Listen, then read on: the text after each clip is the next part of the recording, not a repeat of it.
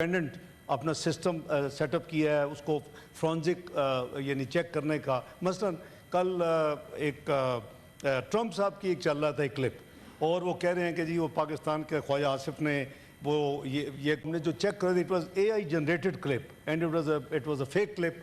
तो मैं सिर्फ ये अर्ज़ कर रहा हूँ कि हमें सबको बड़ा एक तो मुहतात होके मेरे समेत बात करनी चाहिए। इट्स नॉट यानी कोई बच्चों का खेल नहीं है, ये एक सीरियस किस्म की वॉर शुरू हो चुकी है जैसे हमारी थी इंडिया पाकिस्तान की।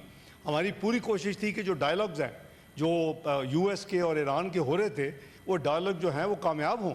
और आई मस्ट अप्रिशिएट कि foreign minister Oman and foreign minister Iran ने मुझे लूप में रखा थ्रू आउट दी प्रोसेस। उनके करीबन 4 राउंड हुए, एक मस्कत में भी हुए, उधर रोम में भी हुए, लेकिन मस्कत ओमान की एम्बेसी के अंदर US के। और अभी उनकी डिटेल जो था एक राउंड ड्यू था 15 जून को, और 15 जून से पहले 13 जून की सुबह ये काम हो गया। अब उसके जो कॉन्सिक्वेंशियल जो मामलात हैं कि सबसे पहले कंट्री की तरफ से स्टेटमेंट दी, मैंने यहाँ शेयर कर ली थी।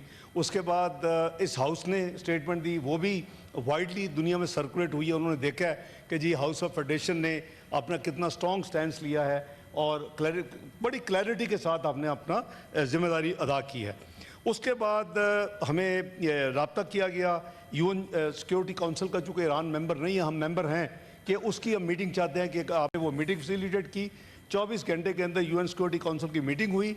जो कुछ इजराइल उसके ऊपर जो ज़्यादतियाँ कर रहा है, जो उन्होंने यानी रिएक्ट किया वॉर का, और उसके बाद वो मीटिंग में जो उन्होंने ईरान के जो वहाँ एम्बेसडर थे, PR जिसको कहते हैं परमानेंट रिप्रेजेंटेटिव ऑन UN, उन्होंने 4 कंट्रीज़ का बाई नेम उन्होंने शुक्रिया अदा किया, एक्नॉलेज किया, पाकिस्तान, चीन, रूस और अलजायर, कि जी इन 4 मुल्कों ने हमारे साथ इस वक्त इस मुश्किल घड़ी में साथ खड़े होकर उन्होंने सारी बात की।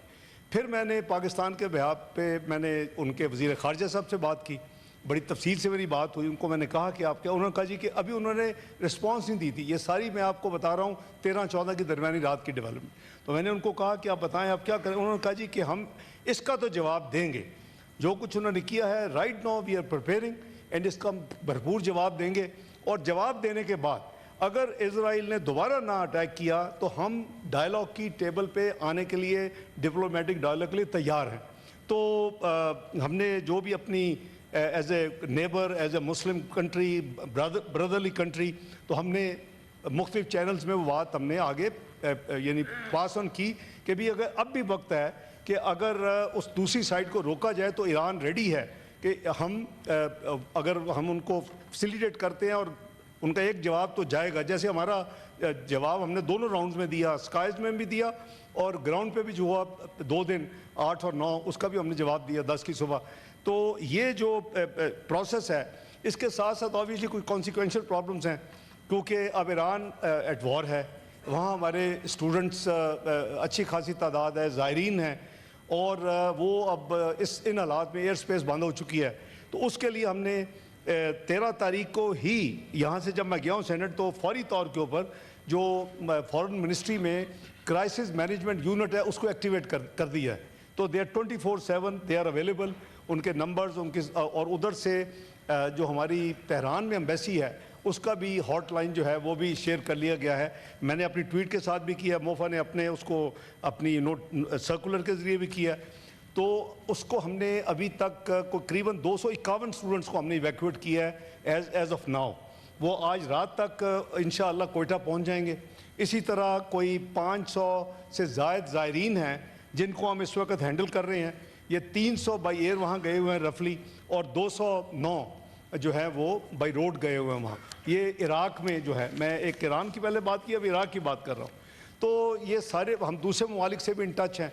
हमें ईरान ने यानी अप्रोच किया वो 14 तारीख को। इनके 20,000 हाजी इस वक्त सऊदी अरेबिया में जो हज कर चुके हैं, और उनको वापस लाने के लिए उन्होंने कहा कि चूँकि अब हमारी एयर स्पेस बंद है तो पाकिस्तान हमारी क्या मदद कर सकता है। उसका जवाब भी हमने पॉजिटिव दिया कि हम वो उनको ऑन अराइवल वीज़ा देंगे और कराची एयरपोर्ट उनका हम उनको वेलकम करेंगे, वो आएँ اور پھر ان کو یہاں سے بائی روڈ، اور جو بھی ایرانی گورنمنٹ، وہ ان کا خیال تھا کہ اس سائٹ پہ وہ اپنی کوئی شٹل سروس، ایئر سروس چلا کے لے جائیں گے، ادھر ایئر سپیس کا اتنا کوئی رسک نہیں ہے. لیکن ہماری یہ جو ذمہ داری ہے اس کو ہم پوری طرح کر رہے ہیں. Coming back to the main subject, ابھی ویسے بائی دی وے سعودیہ نے بھی اناؤنس کر دیا ہے کہ یہ جو 20,000 حاجی آئے ہوئے ہیں ایرانی، جب تک وہاں معاملہ سیٹل نہیں ہوتا وہ ہمارے مہمان ہوں گے. اور تو ان کو 2 آپشنز مل گئی. ایک سعودی عربیہ نے ہمارے بعد انہوں نے کل یا پرسوں اناؤنس کیا ہے.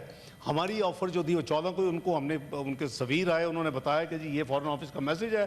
میں نے کہا جی فوری طور کے اوپر ان کو ہاں کہیں، اور ان کو کہیں کہ جی ہم آپ بالکل وی ول بی ہوسٹنگ. ہم نے اس کا پورا ارینجمنٹ جو کر لیا تھا اپنی لاجسٹکس کہ اگر آتے ہیں جتنے بھی آتے ہیں تو ابھی دیکھیں گے کہ وہ کیا کرتے ہیں. جی یہ ایک لیٹسٹ انٹریگ ہوئی ہے اسی سوشل میڈیا کے حوالے سے کہ جی ان کے ایران کے ایک جنرلز کو کوٹ کر کے کہ جی پاکستان نے یہ کہا ہے کہ اگر اسرائیل نے ہمارے اوپر نیوک اٹیک کیا تو پاکستان اسرائیل کے اوپر نیوکلیئر حملہ کر دے گا.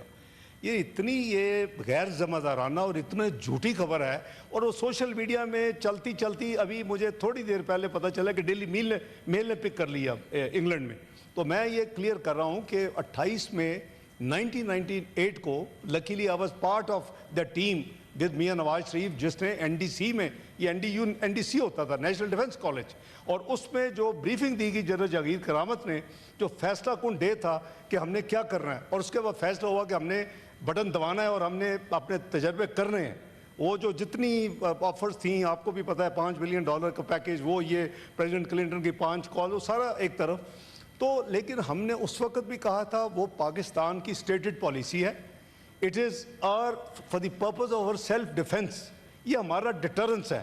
چونکہ انڈیا نے کیا ہے، ہم نے اس کا جواب بھی دیا ہے، اور اس ریجن میں پیریٹی کے لیے، اس ریجن میں امن کے لیے، اس ریجن میں سیکیورٹی کے لیے یہ ضروری تھا.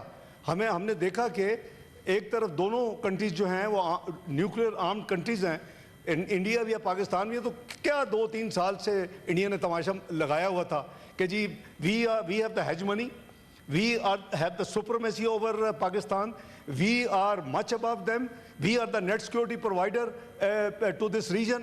اور سارے کا سارا دفن ہو گیا اللہ کے فضل و کرم سے 6 مئی کی رات سے لے کے 10 مئی کی صبح تک.